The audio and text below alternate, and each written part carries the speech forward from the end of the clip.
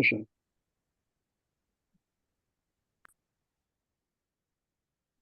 No, it's thanks to everyone and to the Red Wheelbarrow for occasioning this time.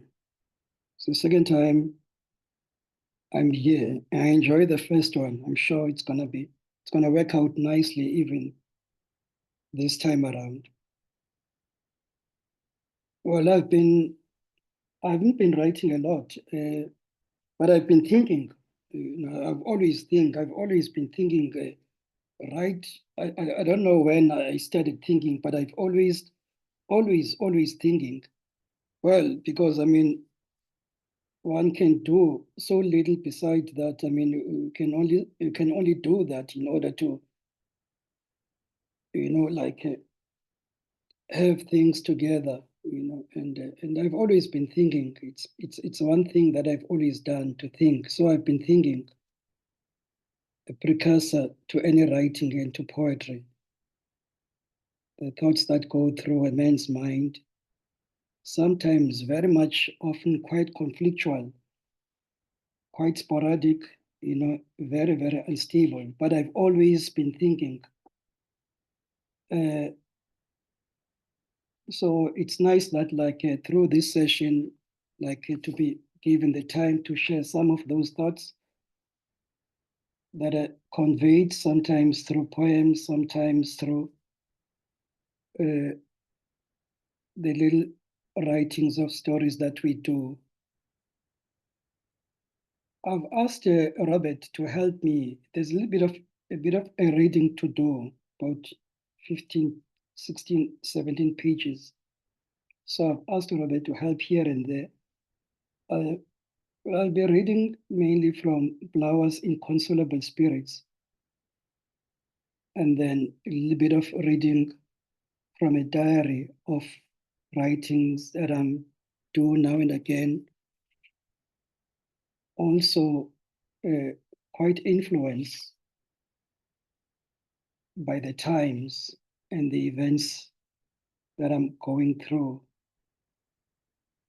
And then lastly, there'll be two poems that I wrote last year. Hope we'll have enough time to go through that. So here we start. From Bhlawa's Inconsolable Spirits. From quite an early age, I could never forgive the earth for planting a fidgety tree of imagination and questions inside my head.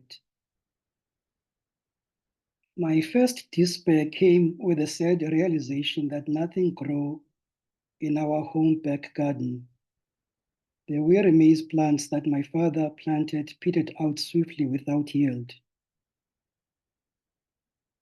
Before I could even complete kindergarten, the chessboard of all the rooks, pawns, bishops, knights, kings, and queens that would eventually impact my life was introduced to me. What happens to you later in life is merely a reminder or replay of what you went through or experienced, which was shown to you earlier by the birds. You were alive in your infancy. The world doesn't tell you that, but the birds know. All planets wake up each morning like the red sun from a galaxy of weary stars and journey to us. Our adult lives are terrible dreams. At Kamaloa Primary School, where my parents first sent me to learn about the things of the world, I met everyone who I was going to meet in my life, saw everything else that was going to happen to me. I am now convinced that the little that I remember, isn't even a quarter of my life, of my childhood, is the significant portion of a life that I must always remember. The blurred snapshots my memory has erased or kept so far back that I can no longer retrieve them will perhaps become significant in another life that I will live somewhere far away in another world. My parents told me that when they first arrived in Bhlawa, There were no street lights or water in the taps. Oko, the crying spirit, roamed the streets during the freezing nights. Township people followed the dusty streets right to where they disappeared on the horizon. They called it the end of their world, Mbelazwe. Beyond that invisible demarcation line of apartheid lay the white man's vast empire, the big city of Port Elizabeth, with its defined statue of an English woman, Queen Victoria, overlooking the dizzy waters of the sleeping bay. From another angle, she is turning her back against the main library building that stands packed with jobless black students and workers reading the Evening Post, always on the lookout for jobs in the bone-dry economy of the city. I emerged from our dark and unpainted bedrooms in Madala Street at night and entered our living room with its one center light in the ceiling doggedly brightening up the space. On the walls, the photos of our dear departed parents, family ancestors, were seen more clearly, and the paths and reasons for the lives we lived were openly revealed and became understood.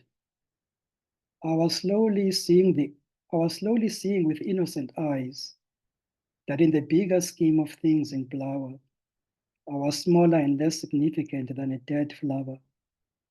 Inside the body of the human, the spirit of the angel child is blindfolded by unfolding events.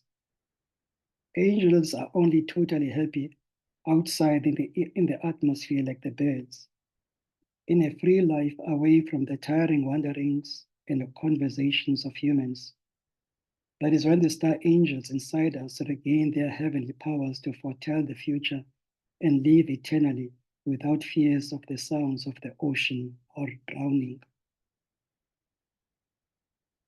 Our Bantu education, poor as it was interrupted by the school boycott, strikes, and police raids of the 90s and 80s. Young people like us have sometimes been called a lost generation, and they were not wrong to say that. I was lost most of the time. I never quite knew what was expected of me. I never knew how to begin a conversation with the apartheid system which sought to dehumanize me. I grew afraid and became wild. When I stared at a newspaper, I imagined that behind the black letters on the pages, there were extravagant voices that were muted in sleep. Places where children lived happily, worlds without angry soldiers or police, where calm and resignation transformed easily into flowers and white skies covered the clouds. He is not the troublemaker. Then why is he standing there? The burly white soldier asked, scratching his elbow and looking at the hidden face behind the loud hailer. Hidden face was perched up high like a bird in the tower of Ahmad Kasper. I stood just a few meters below, beneath the blistering light of the super powerful searchlight that Hidden Face and his friends shone on us. He can go back to bed, he's too small. We're looking for the comrades. Where is Bongo? Who is Bongo, Menir? Shut up, Kafa. You know him. You are all under arrest. You burned Mr. Majosa's house last night. That night I saw the soldiers drag Dumi's father by the scruff of the neck and throw him inside the open mouth of a yellow police van, what we call the mellow yellow. Inside the mellow yellow, other prisoners were already crouched on the floor like cockroaches, awaiting their sudden end. For his 30 years of hard and loyal service, the insurance company Old Mutual honored my father with a bright green suit and a matching tie with a silly emblem. That signature emblem on the bright green tie always fascinated me. A golden brown logo which followed an undecipherable spiral like a sleeping viper. It was ominous, intimating wealth and a lust for power. Yet one night my father's green suit saved our lives. Word had gone round that the soldiers were going to raid Madala Street to look for comrades. For an entire week, my father would hang his green suit neatly in our sitting room on a nail against the wall every evening in clear view of everyone. That week, the raid started. At 3 a.m., the soldiers came and marched people out of their houses at gunpoint to stand on parade outside in the cold street. As his henchmen started persecuting us inside our house, the captain's eyes fell on the green jacket. He wanted to know its owner. His brother in Pretoria worked for Old Mutual. He talked with my father for a minute, then instructed his troops to march us out. When my two brothers and I were about to be forced into the back of the Casper for our arrest, the captain issued an instruction to his henchmen to immediately release us. In his eyes, my father's suit qualified us to be humans like his brother in Pretoria. That is how unbelievably cruel life was in South Africa under apartheid. Green suits mattered more than people's torments. Yeah. I think I'll ask Robert now, take a breath, and ask Robert to please just push on a little. Thanks.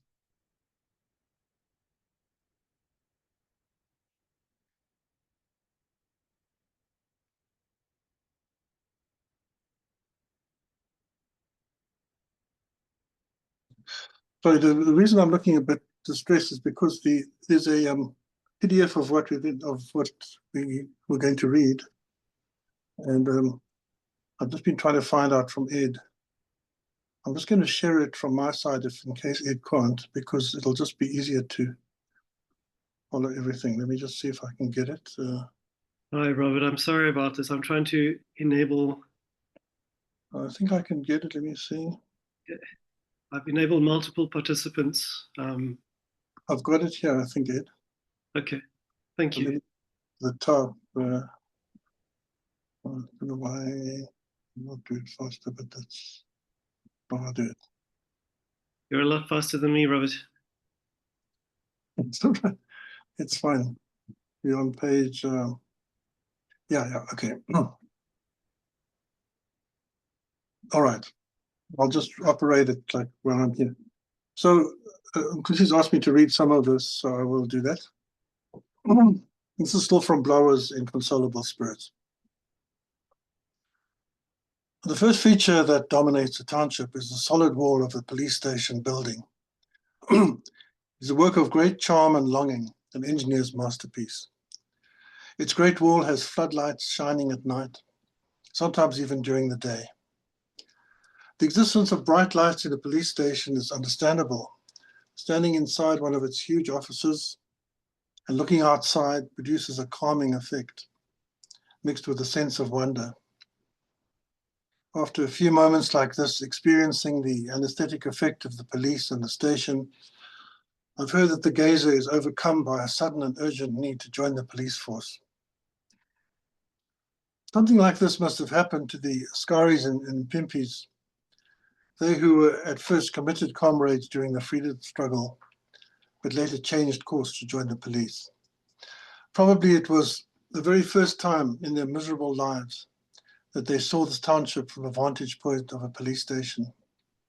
Quite obviously, the Askaris and Mpimpis, after capture had also become quite disorientated, had their brains rewired, disorganized all over by severe beatings, and relented to the magnetic pull of the force. The big station always stands there, right at the starting point of the township, before the building of the first row of broken houses commences. A sad siren is sounded from the captain's office, and then the impatient builders can start to mix the mortar and erect the first downtrodden house. A police station is an important building in any community, the first reminder to blacks that they are nothing in the world, a reminder that the world will be there after they have gone, buried in their graves in Veerplaas. Stopping crime in Bhlawa is like fighting cockroaches in a dirty kitchen. They go all over. 1 million of them can colonize one small place. A cockroach breaks into the house to retrieve something. The house owner is lucky this time. He catches it and calls the law enforcers immediately. The board police unit comes eventually, studies the situation, asks the house owner what business he's doing in his house. This surprises the house owner, who doesn't really know how to answer. Then the policeman decides right there that no crime was committed. The captain reassures the house owner with his baritone voice. Be happy you're safe. You're one of the lucky few. You managed to stop the cockroach before anything serious happened. Make sure you're on Facebook to alert your friends. If not, use WhatsApp. The captain writes down the name and street address of the cockroach. The cockroach has one eye in his face. The other eye was stolen by a cockroach at Dora in Ginza Hospital. But this one is lucky to be alive. His ancestors were with him. The house owner and the captain of the law are tired of his shit. They release him into the kitchen. Free cockroaches roam in a democratic country with daggers in their eyes. The police will never stop spitting and pissing on black faces. You wonder how come the majority of them are themselves black. Black people are expected to love the police, deep down, die for them. The police see blacks as criminals. Something in how the police force trains its young recruits teaches them that way. So they sniff and sniff like long-faced dogs around the black neighborhoods to fish out the bad guys. The richest thieves have moved away and now stand in the pristine suburbs where the sun melts their hearts. Yes, there's always more for the police in their world of death than buildings and dogs. I went down the corner street to the same house where I think I was conceived, when my spirit body changed the body of a human. I was convinced I would meet Pelile, the blacksmith there. I had a black stone in my hand. In the house lay the silent body of death. I had a premonition of a horrible death, with a bullet lodged in my spinal column, and being reduced to a bed at home for the rest of my life. I wanted to be closer to death quickly, so that my punishment when it happened wouldn't be too heavy to bear in my soul. It always seemed to me that people transmitted their fears in the clothes they wore, the black or brown shoes on their feet, the red and blue blazers that covered their bodies. The stranger that I met in the house walked around with a strange silence, wearing a green hat, always smiling. He called out now and again in a hoarse voice, "Yeah, here," pointing to a row of lighted steps, running to a side room, his eyebrows raised. His red lips were rapidly becoming dry because of his haste to speak everything at once. And he softly drawled again in a hoarse voice, "Can you see what is happening here? And what is written up there? Is it an A or a B?" Soon after my arrival, a dog greeted me on the doorway, a fierce creature with one tiny eye. It leapt forward and started to quarrel with my shoes, growling and roaring like all dogs do to impress their owners. The man struck himself once, then twice, against the shin with the blunt end of a knife. His wife, who was sitting close to the stove warming herself, interfered immediately. "I told you, you must learn." After this, everything went quiet throughout the house. The chattering of the mice in the sideboard, the wobbling of a metallic knob on the stove, the dying years, which had come down to settle comfortably inside the vestibules of the kitchen sink and the washing machine. They all stood defiantly in the middle of a tiny passage leading to the bedroom, bowing down heavily to the ground, forgiving the man and his innocent wife their obstinacy. The man softly crossed himself, hanging his shameful head closer to the floor. He banged something that was hidden in his left hand against the side table. He tasted the bloody fruit on the raised wooden table in the kitchen. The sun began to set on his face. Everything began to happen so quickly. "Tell me about yourself, young man," said the man. "You're such a delicate boy," the wife added slowly. You must have run very fast to get here. For a moment, nothing was spoken by the strange couple, but from outside the windows of the house, I could see the township was readying itself to sleep. I think Mxolisi takes it from here. Okay. My father worked hard in his life of 68 years, smoking his Van Ryn cigarettes, looking after my mother, myself, and my 3 brothers. We always had books at home, which my mother bought through Reader's Digest. But it took me quite a long time to realize the magnificent power of written words, especially poetry, to respect and adore words for the heroic beings and angels they are, often frequenting our despairing souls with the softness of their breath. I always look at the world through my window in the township. Little has changed. The houses built by the municipality in a street near the beer hall are falling down. The law in the township jungle is greedy and violent. Everything I see, I condemn. I judge harshly. I compare the world to my simple spot in this harbor.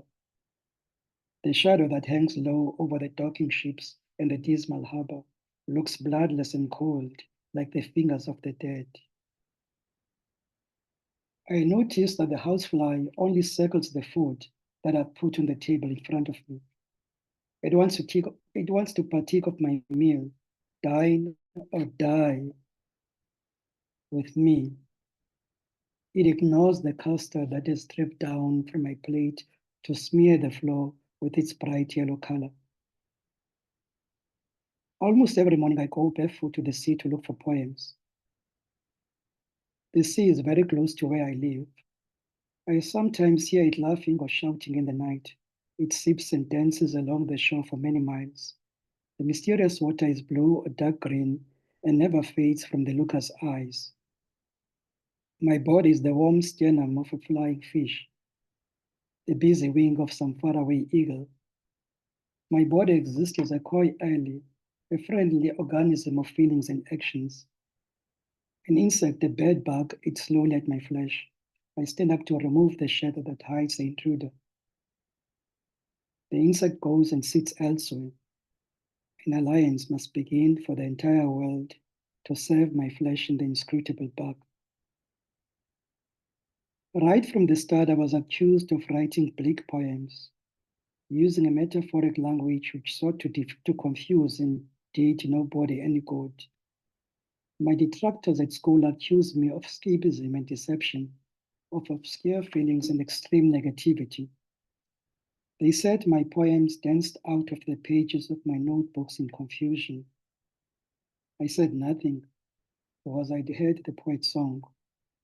The poet's song is the road towards all those who went before us. We are to see the sun go down before their eyes. The poet's song is the anthem of those who laid down their lives, the ones who went unperturbed to the government and asked the prevaricators the whereabouts of freedom. My poems were my map and geography. I continue to write my poems despite the sea's provocation. They struggle to sing. They are the silence and sky in the township, the space and fallow ground. They breathe inside me from slums wrecked by hatred. They are the drowning sounds of gasping mermaids below the sea. I walk every night in Bhlawa looking up at the falling sky. In the run-down schoolyard, dead birds prune their wings, their lives devastated. They sit and hoot on top of the long chimneys in the graveyards at Fear Plus, scaring everyone. They fly away from the harbor in a V-shaped echelon towards the red houses of red location. I suppose even now, right at this moment, I am still struggling to talk to a reluctant world which never listens. Even in the deepest of silences in my bed when I'm alone or sleeping, I cannot hear myself. I look at the mirror in my room in front of me, and all I can see is a pitiful shadow. My poems are ways by which I try to hurry my struggle to speak. Something has been taken away from the world. Hearts, dreams, women, dogs, I don't know. I'm not so sure now of how the melodious winds drive their rhythm of insanity up my spine, or how often the madman howls every other night, consumed by his hatred for life and his nightmares of the coming world. I hear the struggle of voices in bondage. If words do not quite fit, I look for music, or I turn back to the writings of others to find what I'm looking for. I will find them. I'll just think more about the harrowing life in Bhlawa. I will always remember working feverishly in my room in Madala Street in the 80s, facing a whiteboard and working out algebraic equations, while outside the police were firing guns and shots randomly. Then followed the sounds of young feet running and jumping fences outside the yard, escaping the police and the soldiers. It was not because I was aloof to the suffering and the chaotic life in our township. I contributed to the struggle in my way.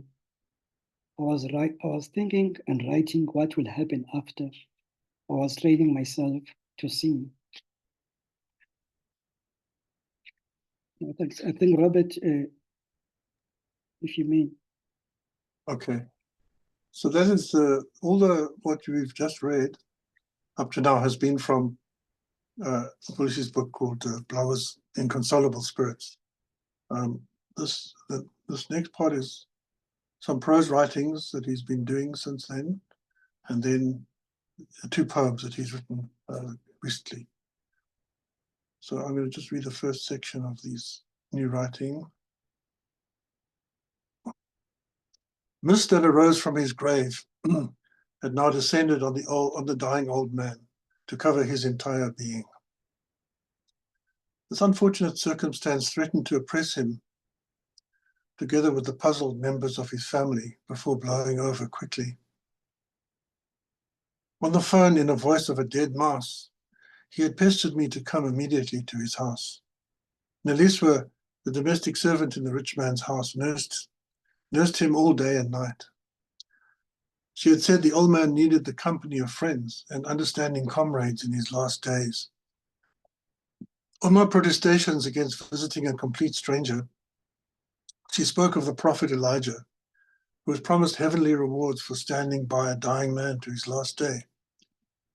I needed some kind of reward, heavenly or earthly. To me, it didn't matter, as I was utterly broke, moving aimlessly up and down my township, Bhlawa, unemployed and seemingly also closing in fast to my own death every day. There's an unstated bond and comradeship between the dying and the hopeless that just cannot be expressed by words. I felt the instinctual recognition and respect that one man gives another when he is dying, an energy and gift that comes with being bedeviled by the same fate of oblivion and death, would ignite a strong blaze for new life in both of our dying souls. He was on his last days. I was approaching my 40th year, and I was also finished with life. Nyezwa had given me a shredded piece of paper with the man's writing. At first, I also thought this was a page from the man's will, but it was his poems. I realized that his pain was of lonely days, so small and insignificant that it hardly matters to anyone. He was an impossibly difficult writer, and it was extremely complicated to follow his words. The stories that were written on that piece of paper were too fantastic, like they originated from the restless mind of the devil. I could not believe a single one. The old bedridden fellow turned out to be nearly as deaf as the drunk boys who smoked took every day in Bhlawa. Even on that first tentative visit to him in his home, his dense and deathly pale spirit hovered above the air of his large and comfortable room in an inexplicable rage, like a decaying city. A trembling flame was burning away its anger in a silver stand that was on a wooden table next to the window. Words kept drifting off from the poet's grey lips haphazardly, giving off a pungent smell. Good poetry is hard to find these days. I have read your book about your son. Your poems moved me deeply. While the world ridicules me for my songs, art remains a stormy subject. My language is always perilous. He was now lying on his monstrous bed, shrunk to a ridiculously tiny size of a small insect by the incoherence of the death which gripped his soul firmly. His monumental death had now seized his seaside mansion in Summerstrand. On the walls of his spacious room, decked like stars along the Milky Way, were ancient photos of men and women who entered his room, pretending to pay him their final respects. A wry smile played on his face when he noticed the surprised look in my eyes. Then he started to fondle some papers that had been scattered all over the mahogany table.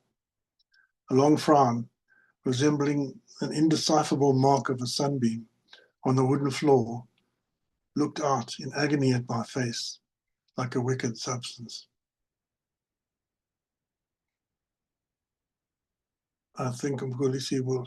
I'm just wondering if we're going too much over time or what is happening. No, not at all, Robert. Okay. Please. Yeah. Okay. Mxolisi, you must unmute yourself and read. A young man enters the house of his father, sees his mother lying on the couch in the lounge. The house is well furnished. There's a sweet smell of vanilla fragrance. He looks around in the kitchen, opens the microwave, calls out, "But mother, has no one cooked supper tonight? I don't see my plate here in the oven." His older brother happened at that moment to enter the kitchen from outside and heard everything. He quickly answered the boy back, "You are now asking for supper.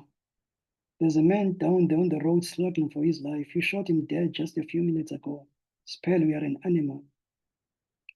The boy shifts his eyes, looking cornered. He smiles back to his brother. "You came back from Joburg with nothing but your vast lap. Don't yell at me, you are nothing." "These people are my neighbors." The boy is barely 18 years old. He's not even circumcised. I had asked his father last year to take him to the bush, remove his foreskin which troubles him, causing him to rape young girls in the streets. I entered the house shouting, "What's wrong with your foreskins in this house? You have foreskin problems in your underpants." Someone behind me realizes that I'm crazy. For also something deep and tragic was removed from my heart a long time ago by white folks, something resembling a foreskin. They all crowd inside the house, which quickly becomes tiny and small like ibobos. But a small house in Madala is not ibobos.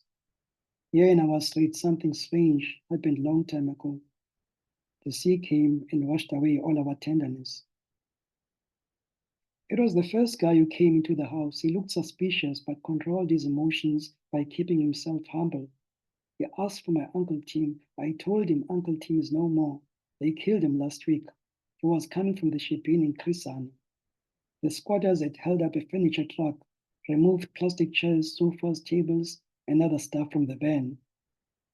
They then killed the two black guys in the van. One pleaded for his life. He was the first to be shot in the stomach.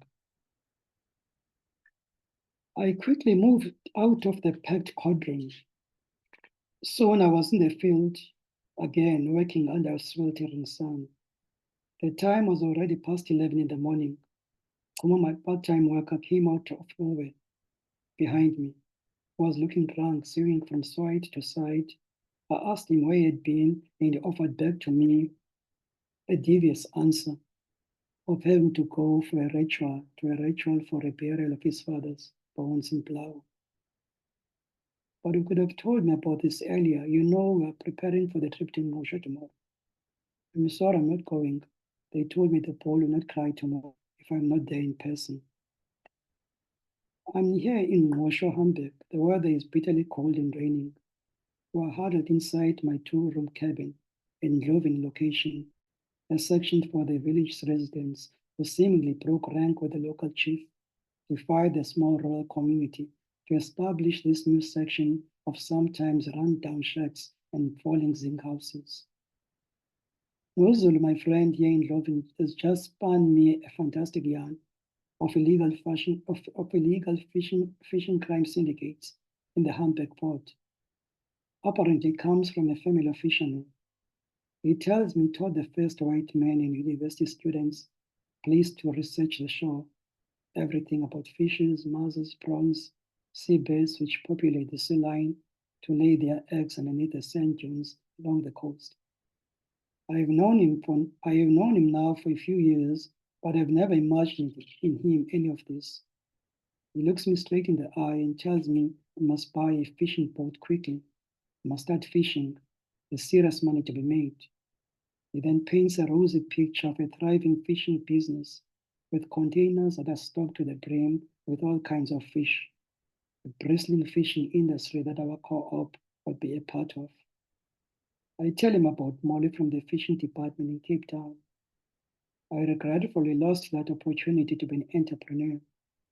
God called me 20 years ago, but like Jonah, I was afraid and ran away. I tell him I'm painting my front door with fresh blood of a young lamb so that the angel would spare me and my family from the certain wrath of the coming heavens. Now, I think that is that with the diary writings. Left now are the two recent poems,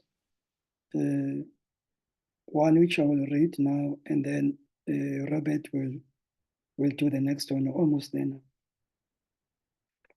The first of these poems is called Ocean of Stars, in memory of my friend Mxolisi Nyezwa and my father Ndiyoyika Nyezwa. Mzi came in a dream to say he was dying. I repeated to my wife what brought him here to our house, though he had been dead for months. I said to her, death has escaped our world. Later in the dream, we spoke again. He was wearing his black hat. It was outside his bazaar shop in Sweden. I cried to see him so happy after this long time. I've been thinking about my father, Tangan. I never used to dream about him. I used to wonder about this. Was he angry? But these days he visits quite irregularly. I turn around to face him, ask him why he's been so quiet. He tells me, we dead are busy, we have duties to do. Everyone has a responsibility, but just too busy to visit. You must not take this truth to heart, he says. Time is running out quickly. There are families to look after, children to raise. Don't worry, he says, he loves me. I do not sleep well. I spend many nights walking outside, looking for a culprit, someone to blame for my failed life. I wait outside the ship inn. Bhlawa streets are cruel. I'm here alone, waiting for nothing, watching the sky. Life is a curse. Death also, it takes nothing away from this world. Nothing changes or goes away. Life stays the same. All souls battle. They've always done so. We think they are dead, but they are alive. In this world, as well as the next, humans don't bother. Angels are useful to fix old engines. Otherwise, they are useless. Ancestors defiant from time immemorial. My father is dead in his grave. Am I sure about that? What can I say? Don't we enter a hall on our knees, take off in a spacious ship, enter a crooked corridor, inhabit a different species like in a plane? I assure you, death begins an old effort to renew life, like watching a movie or standing still inside a moving train. Death arrives like a gardener with his tools. When it dribbles, time will stop, the garden no more.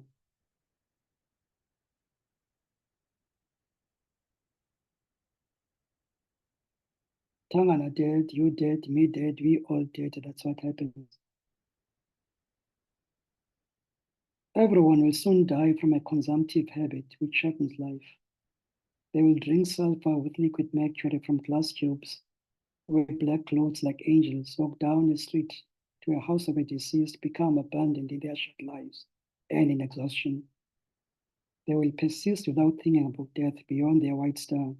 Among them, Z and my father, Tangan, whom by my regretful admission lie buried underground. The amazing followers of the permanent sky will ascend or descend, like the scriptures say, float like stars, light as clouds in their long embrace, greatly astonished. The dead are alive in an ocean full of stars. think now I hand over to Robert for the last piece. Thanks. Okay, we're still okay for time, Ed. I just want to, all right. Yeah, this is a longish poem. Mxolisi Nyezwa Bazani and Bonani Bile and a few other poets were invited to China in July for a very, very quick, it's a kind of meeting of BRICS poets from the BRICS countries, and they were there for about 6 days. One half the time in Hangzhou, the other half in Beijing, and then they were back home in the 7th day. But this is one of the Mxolisi's poems that he wrote at that time, called In Another Sky. To the Egyptian poet I met in China, July 2024.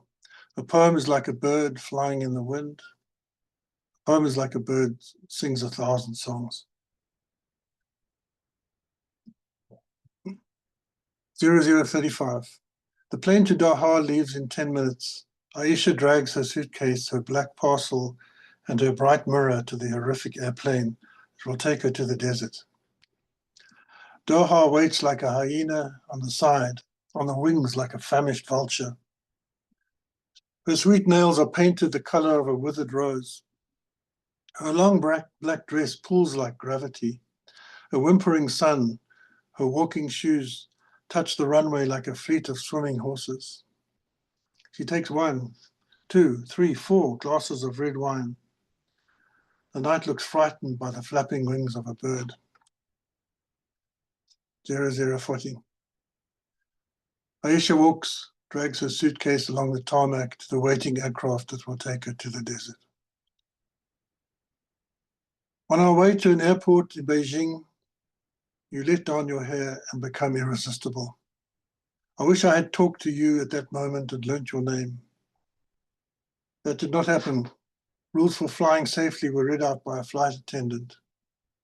I grew afraid of flying swiftly without a clear mind in a widening sky. But in another sky, you will hang your hair low, down your shoulders, and I will learn to say your name. I don't fall in love with women every day. When it happens, stars are shattered in the mysterious spherical component of a dying galaxy. When you've heard or had enough, tell me to shut my lips and bind them with thorns. You write back to me to say, we have a common weakness, which is beauty. Is that so? Then show me you care. Give me Aisha Al-Hamid's number. I will send her a flower in praise of her beauty. Of all the women that I saw in China, her face carries the sweetest smell. Her eyes stare deep into my eyes, across the dining room, and whisper sadness. How could I not know that a sly pain would awaken from deep inside? Her stealthy form brings a yearning or remembrance of pain that is indistinguishable from a heartache. Aisha lies in state without reason, like a dry corpse on the weighted steps of a huge brazier. She resembles a fiery statue of a dying emperor with her whitened face. She is a sorcerer of dreams, the oracle of life. She returns to the site, close to the entrance, opposite the terrace. She opens the entrance to the place of bones, to dynasties that have been withered by age. Nobody in China knows Aisha Al-Hamid, neither the Great Wall of China nor the West Lake. I searched for her in the Forbidden City where the emperor slept 1,000 years inside a hopeless shrine. The emperor's house where I hunt for Aisha's 60 kisses is a lair of old raccoons and lions. His dithering house is guarded by mighty rivers and stones. Outside its cold dungeon, there are enthralled balustrades and barbed wire. On the steps of the first rising towards his throne, where I rummage for the slippery beauty of soft skin that covers her bright body, there are gossiping men wearing black shoes. But no one knows if she arrived home safely to the hungry desert that deters the pillars of Gibraltar and smacks the gentle husbandry mound of the Pharaoh, the grey lips of the Arabian desert. No one knows her lithe form, not Jidi Majia, Daisy, Hunter, Wangwan, Waina Dai, Tayana, Xiao Shui, Zhu Chenwu, nor Madame Tia Ching Ning, who narrates life and moderates a poetry reading. The feared horses of the pagoda do not know her, neither the lioness which guards the emperor's statue, and the woman selling clothes and flowers outside the emperor's palace, nor the 12 women who are bothered by the sea, then betrothed to the emperor. Aisha is a woman carrying many stones. Aisha is a woman with the stones of China on top of her head. Aisha walks along the long corridors towards the emperor's gardens. Aisha walks with her head held high among the bountiful tribe of deities and ceaseless calling and naming of graves. The gold stones that line the forbidden city howl her name in the wind, but they do not see her. The seamstress who celebrates and irons the emperor's clothes, and the big brown slaves of the pagoda of the Sui dynasty who celebrate each month of the wild lotus with a scythe of blood and the willful strength of delayed corpses. They whisper her song, and no, they do not see Aisha al-Hamid and her tulip lips of roses in a flying trampoline. The fury of the galloping horses, the wayward men who perfect the art of 1,000 kisses by denying the cultivated stones their wallets. The million entangled thorns of gratitude in the granite stones of China, they do not see her. The thrifty old beggars and soldiers who stand guard close to a mountain at the foot of the forbidden city, they do not see her. The 30 merchants who betray the 7th emperor of the Tang dynasty with their jittery smell of their slumber, and the gonorrhea of horses' tails, they do not see her. The crude lives of scorpions and the inward wayward lie of the cantankerous lotus at the West Lake, all of them, they do not see her. Nobody knows where to find Aisha's body and her virgin ride that took her to Doha in the desert on a horrific aircraft. Aisha walks along the corridors towards the emperor's gardens, her head held high. Her lonely face in the tiny window of the aircraft cascades in the shadow of a floating cloud. Her precious body stands staggering and erect, then falls or drops below the Arabian desert like a suicidal rabbit. The China Writers Association promised they would bring to everyone endless pictures of splendid men and women at our luncheons and banquets, eating birds and exploring the rookery and treachery of resplendent husbands. But not everyone was surprised by their words, which sounded like a metallic gong in the wind, beaten to pulp on the ground. In the big expanse of the dining hall at Zhejiang Hotel, I see the mischievous blood of marauding vampires and Aisha's succulent body lifted by aircraft to the dust of the Arabian desert. And none of the enterprising fellows and poets could muster the courage to find her. Not a soul knows anything about the slight weight and mischievous laugh of the unhappy princess. Not the hard stones that built the Great Wall of China, nor the sad comrades from Sao Paulo who came riding down from the plains in Brazil to the ghostly house of the poet in Beijing. I don't care about the romantic stories and faces of poets, the panacea of their sweet lies that is hurriedly plastered onto glossy newspapers and laptop screens. I want to touch the blithe spirit of Aisha al-Hamid on the nipple, hear the whisper of the Arabian desert inside an African sun. On West Lake, drifting on a mighty vessel, filled with a century of people, I envisage encroaching steps on the side of the watching pagoda. I hear again the sweet melody of Aisha al-Hamid's voice, and I betray the dream of the 7th emperor. Her nervous body appears and perishes over the misty lake, is engraved on the fossil of lotus seeds, where the roof of the sun lies waiting pounded by the Tang and Song dynasties.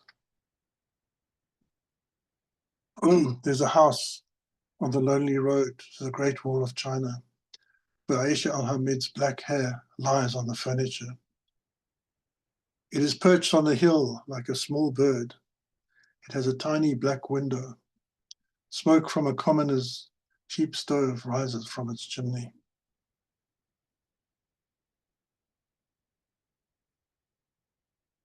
That's all. Oh, Wow. thanks, Robert.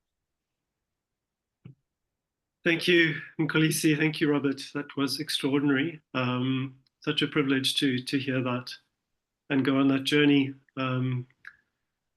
This is the part of the evening where we open up the floor to questions.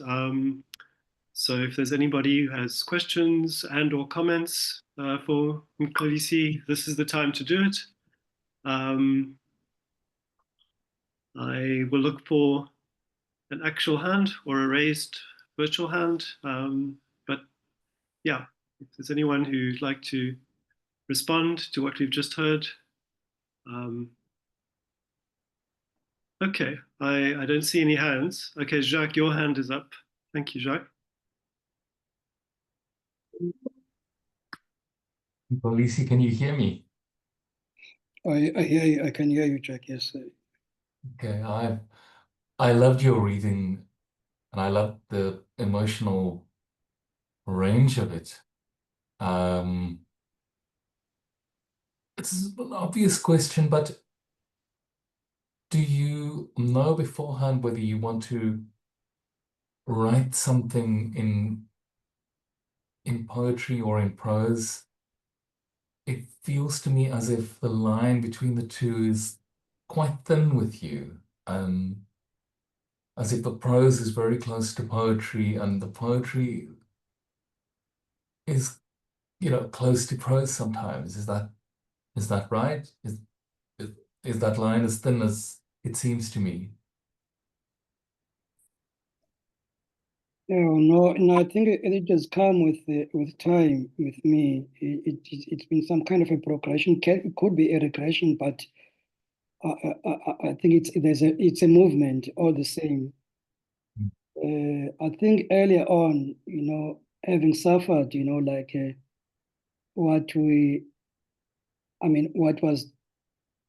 what was said to us about what poetry should be about and what poetry should look like and what poetry should do. Now that's where the suffering, I'm referring to that kind of suffering. It's a huge, it's a setback, Now, having recovered from that, I think it took time, where one begins to, as you also, mentioned, the distinctions between the two forms, they are not necessary. They are not necessarily there. They are conceived. They are sort of conceived maybe for some convenience. But I don't feel. Maybe earlier on there was the feeling that I'm writing a poem now. I'm doing this now, but growing old, I'm getting to a situation where everything is the same. There are no distinctions, there are no boundaries, and I think I'm comfortable with that. But also at the same time, I think there's some kind of an awareness. I think it's also about listening to yourself, really, more than anything, being true to yourself, understanding oneself, and always being open to learn new things about you, rather than about the other. To me, it's always been about that, about understanding, my own kind of, chaos, and trying to live with it and trying to convey it as honestly and as clearly as I possibly can. So it's been that kind of journey, a journey at the same time of erasing, of erasing things, but also a journey of defining in a more firm way, defining things that I think are important to me, but also erasing those things that have been distractions, kind of, confusions. It's been a long time process. Oh, thank you. That's lovely.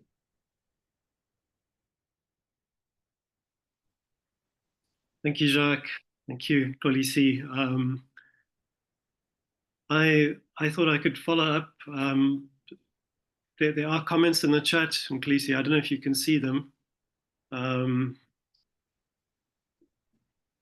But should I just read them, or can you see them there?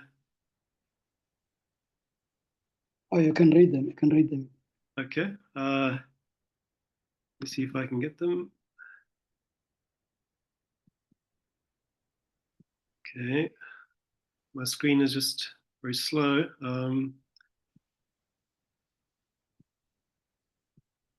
Okay, there we go. Technology is not my friend. Okay, so Andrea Dondolo says, wonderful reading. Ingrid de Kock says, the final poem is powerful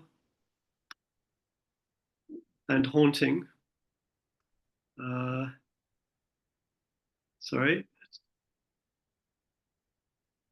Liz True says, wonderful language and voice, cinematic, deep and rich, fascinated by Isha Al-Hamid, the blithe spirit.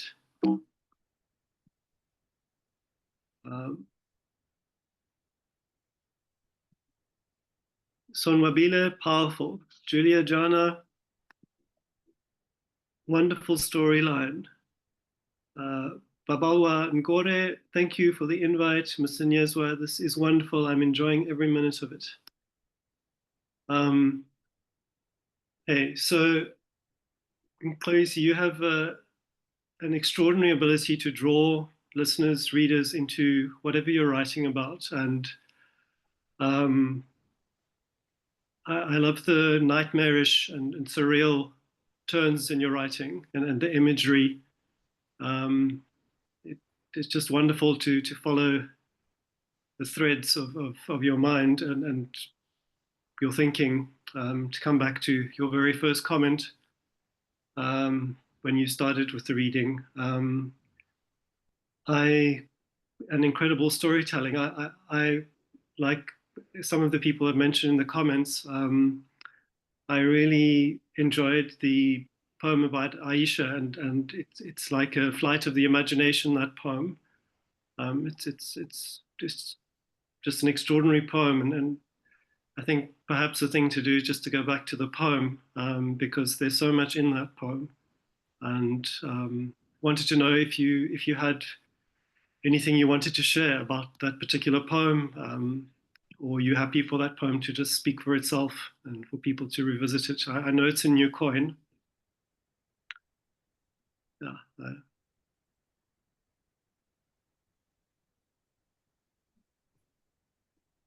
You need me to respond, Ed? Well, if you want to engage with that last poem, if you wanted to say anything more about that poem, I mean, it's a very powerful poem. There are many powerful poems in the reading, but that poem for me was like a flight of the imagination in some way. I mean, a lot of the other writing is also there are a lot of very places that are unexpected. Yes. Yeah. No, Ed, like I mean, I liked who's this? Locker, a poet in New York. Kasia Locker's A Volume, a Poet in New York, where the fury of the language, and the movement that it generated, the mixing of quite horrific images, in order to describe quite a violent experience that he had And then like I like that, and it's something that I've always been strongly drawn to, you know. And I think in one way or two ways or three ways, I was thinking about Locke, you know, and his project, his entire project of experiencing discomfort and annihilation. I felt highly disconnected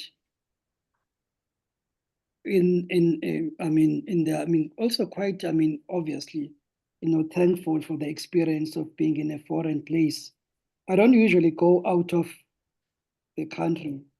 Never been lucky to do that. Or maybe there's not even a need for me to do that, you know. But all the same, that's what it is.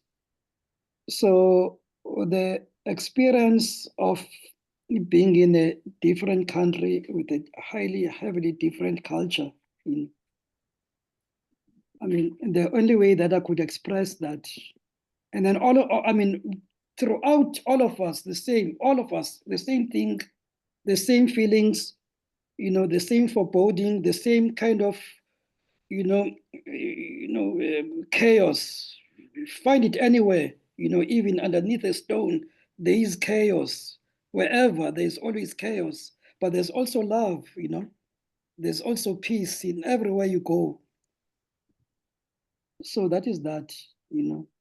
Locke tried to express that, the fury of nubile experiences, experiences that can destroy, but experiences that can generate, you know, a sense of beginning of a new life. So it's all that conflict that was going on that I was trying to capture in that poem. Thank you. It's very illuminating and very generous reply. Yeah. Oh, okay. I see Julie Jana is waving her actual hand. Julie? Yeah, I want to ask, what was the spark that started that whole journey with Aisha in your mind? Well, I think that the main thing, the poem, I wrote it when I got back to here, to New Brighton, to Bhlawa. So I think the pain in all this, to me, it's always pain, you know, like, I don't know, there's always pain in the world, you know. Mm. Things to me are driven by the awareness how deeply embedded pain is to the human psyche, to the human body. There's such a huge amount of pain inside all of us, you know. So most things, exactly with the same poem, I'm not going in circles, I'm talking about the poem. It's a response to a pain, the pain of separation, the pain of realizing that our lives have got kind of a strange thing altogether, you know. There's something very, very strange that is happening in the world, you know. So I think, to me, that kind of the loneliness of the human in the world, you know, the emptiness of life, these are the main things that spark exactly even this poem that I'm talking about. It's exactly this, whether I'm being coherent or not, but I know exactly, I'm sure it's exactly these feelings that were the spark to the poem. It's got nothing else, because myself, I cannot write on, I don't think that, if you call it a movement, a lyric, you know, a movement, a generation of work, it can never be drawn, it can never be driven, to me, for me, by a sense of fascination with the beautiful things in life. They cannot sustain it. They cannot sustain the movement. That's how I respond. I can't, I'm not sustained. I'm not energized by that. I respond to pain. I respond to loneliness. I respond to things that have gone extinct, that have been thrown asunder, that have been thrown out, systems that have collapsed. That's what I respond to, you know. So I'm just trying to say that it's got nothing to do with romanticism.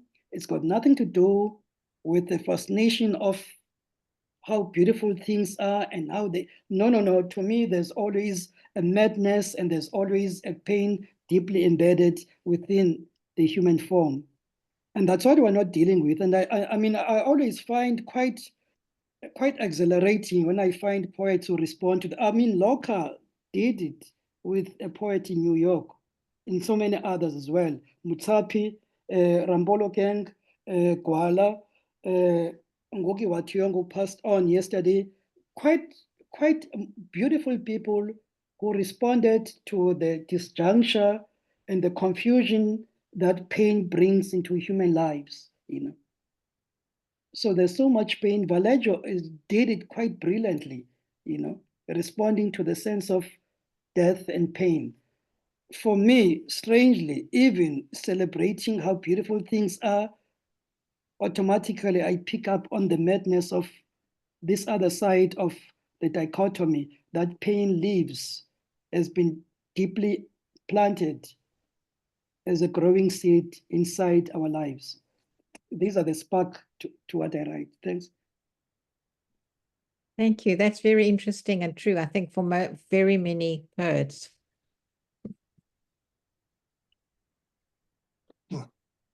Thank you, Mxolisi. Thank you, Julie. Wonderful to be here. Is there anybody else who'd like to chip in or to say something further?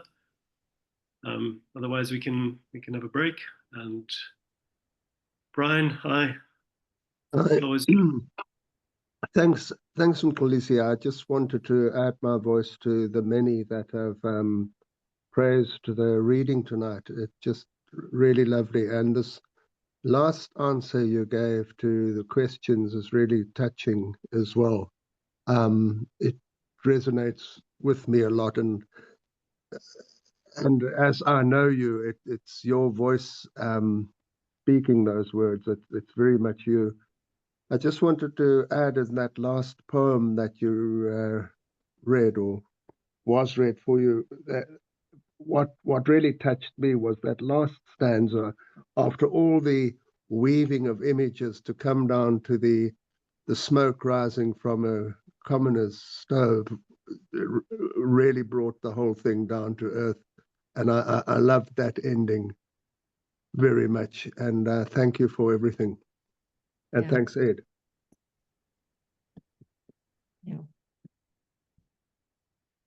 Yeah, thank you, Brian. Thank you, everyone. Could we please just pause for a moment and acknowledge and say thank you to Mxolisi for the reading and to Robert co-reading. Thank you. Well done, guys. Thank you.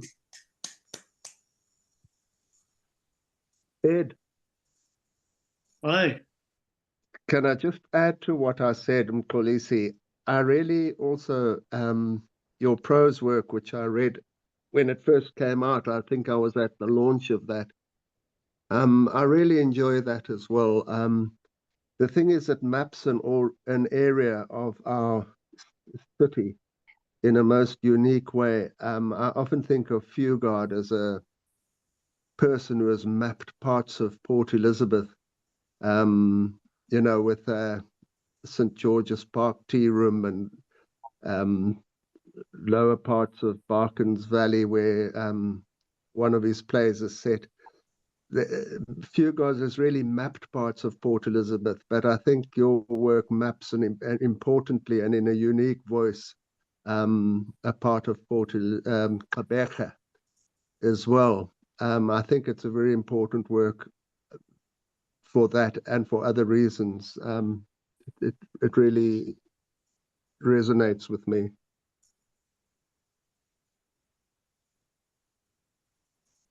Right.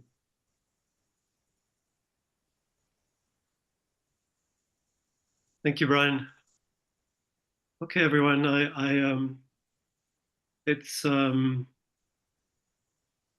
Yeah, we'll be back in 5 minutes. So that's 20:52 or thereabouts, South African time. So time to stretch your legs, find a poem, do whatever you do in this break, and hope to see you back in 5 minutes. Thank you.